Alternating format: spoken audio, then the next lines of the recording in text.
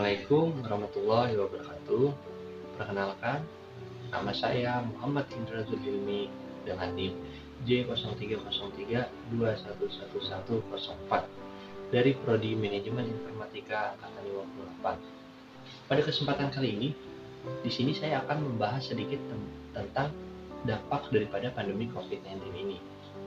Tapi sebelum masuk ke dalam pembahasannya, alangkah baiknya kita menyimak bersama-sama tentang penjelasan sedikit tentang COVID-19 ini.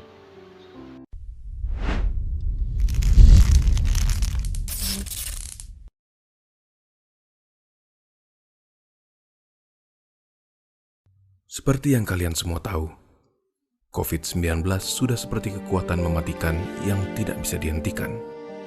Melanda lebih dari 188 negara dan wilayah di seluruh dunia. Jumlah kematian sudah menyentuh 13.000 orang dan masih terus bertambah dengan kian mencepat. Kepada kalian yang tetap bersabar dan berdiam diri di rumah, kami salut dengan kalian. Kepada kalian yang tetap bekerja bahkan pada masa sulit seperti sekarang, demi keberlangsungan dan kebutuhan masyarakat, kami berikan hormat. Dan kepada kalian semua yang membantu membagikan pesan-pesan berguna dan membangun, kami berikan rasa terima kasih kami untuk kalian semua.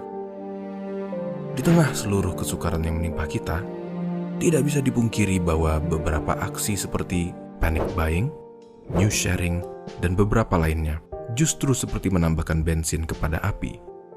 Dan dengan ini, kami ingin menyampaikan pesan kepada kalian semua bahwa kalian bisa melakukan lebih dari sekedar tinggal di rumah dengan membantu lebih lanjut dalam menyelesaikan tragedi ini. Dengan apa? Dengan kotak-kotak masker dan pembersih tangan yang sekarang tergeletak di rumah kalian tanpa terpakai. Lalu, apa yang bisa kalian lakukan dengan semua barang itu?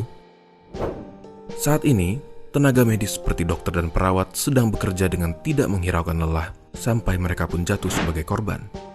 Kenapa? Salah satu alasannya adalah karena peralatan seperti masker misalnya yang sangat dibutuhkan.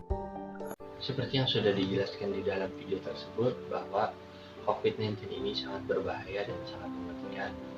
Maka dari itu, mulailah kita harus menjaga diri kita sendiri, terutama orang di sekitar kita, agar tidak sampai terpapar virus COVID-19.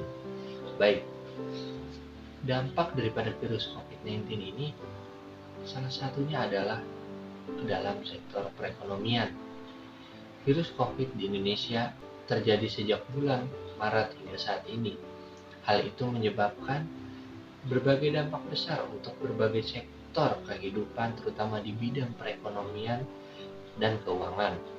Menteri Keuangan Sri Mulyani Indrawati mengatakan dampak pandemi COVID-19 ini telah mengganggu stabilitas sistem keuangan. Hal ini didukung oleh berbagai kebijakan yang diterapkan untuk meminimalkan penyebaran virus ini. Dampak COVID-19 di keuangan, salah satunya di sektor pembiayaan, membawa hal buruk yang sangat merugikan industri pembiayaan. Restrukturisasi pembiayaan kepada debitur menyebabkan penurunan pendapat perusahaan pembiayaan. Gejolak ekonomi akibat COVID-19 menjadi momen yang bersejarah dikarenakan berdampak pada berbagai sektor, diantaranya membuat konsumsi rumah tangga atau daya beli yang menjadi penopang utama turun drastis 60% terhadap ekonomi jatuh cukup dalam. Pandemi menimbulkan adanya ketidakpastian yang berkepanjangan sehingga investasi ikut melemah dan terhentinya usaha. Lalu dampak COVID-19 di bidang pariwisata. Dampak wabah virus corona ini bagi industri pariwisata khususnya Indonesia tentunya sangat berpengaruh. Sejumlah pembatalan kedatangan wisatawan asal negara lain terjadi sejak wabah virus diumumkan. Karena lenggangnya kursi pesawat, begitu juga hotel, kurs operator, dan potensi bisnis lainnya pun menjadi lepas. Potensi kerugian sebagai gambaran, realisasi kunjungan wisatawan mancanegara selama 2019 mencapai 16,3 juta dari target 18 juta.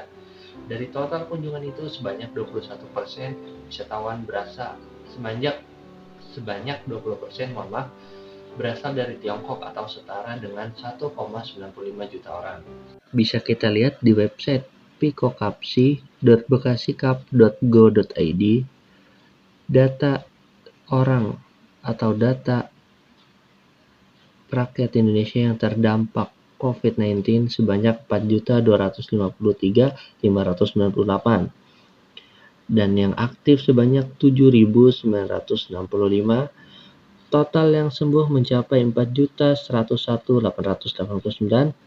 Korban meninggal dunia mencapai 143.744. Lalu di Provinsi Jawa Barat terkonfirmasi mencapai 707.345, 1.070 jiwa, yang sembuh mencapai 691.546 jiwa, dan yang meninggal mencapai 14.729 jiwa.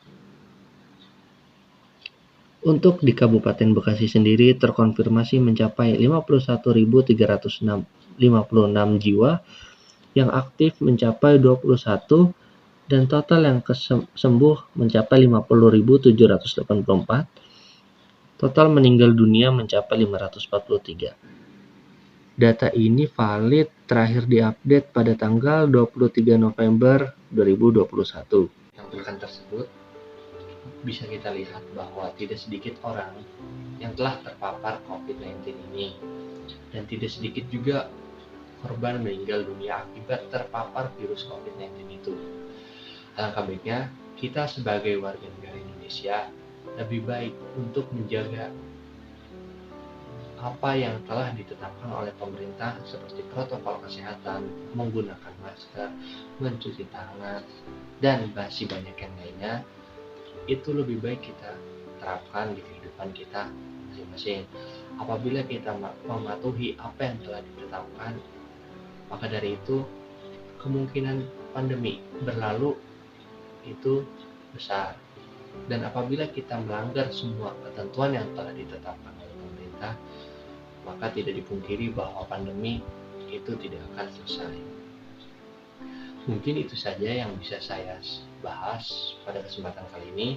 Sekiranya masih ada yang salah dalam pengucapan atau dalam data-data yang ditampilkan, saya pribadi mengucapkan mohon maaf. Sekian dari saya. Wassalamualaikum warahmatullahi wabarakatuh.